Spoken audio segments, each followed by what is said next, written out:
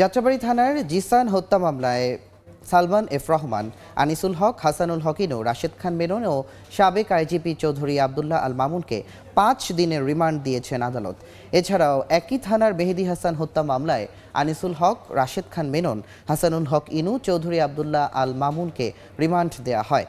পাশাপাশি দীপু মনি, কামরুল ইসলাম, জুনায়েদ আহমেদ পলক, হাজী মোহাম্মদ সেলিম, এবিএম ফজলে করিম চৌধুরী, শহীদুল হক, গোলাম কিবরিয়া টিপু সহ 15 আসামিকে রাজধানীর বিভিন্ন থানার মামলায় গ্রেফতার দেখানো হয় এবং মামলার তদন্ত কর্মকর্তাদের আবেদনের পরিপ্রেক্ষিতে শুনানি শেষে আদেশ দেন অতিরিক্ত মেট্রোপলিটন ম্যাজিস্ট্রেট মোহাম্মদ জিয়াদুর রহমানের আদালত।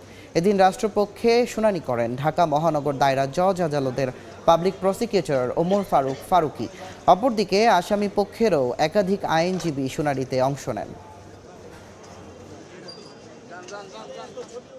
ফ্যাসিস্ট হাসিনার অন্যতম সহযোগীদের মধ্যে আজকে মোট 13 জনকে বিজ্ঞ আদালতে বিভিন্ন মামলা, হত্যা মামলায়, রাজধানীর বিভিন্ন হত্যা মামলায় তাদেরকে আজকে গ্রেপ্তার দেখার জন্য তদন্তকারী কর্মকর্তা বিজ্ঞ আদালতে আবেদন করেন। এদেরকে বিভিন্ন মামলা গ্রেপ্তার দেখানো হয় এবং এছাড়াও যাত্রাবাড়ির 2টি মামলায় রাশেদ খান মেনন, হাসানুল হক ইনু এবং আনিসুল হক, এই 3 জনকে তাদের রিমান্ড চাওয়া হয় এই হত্যা মামলায় এবং এদের বিরুদ্ধে 5 দিনের রিমান্ড মঞ্জুর করেন।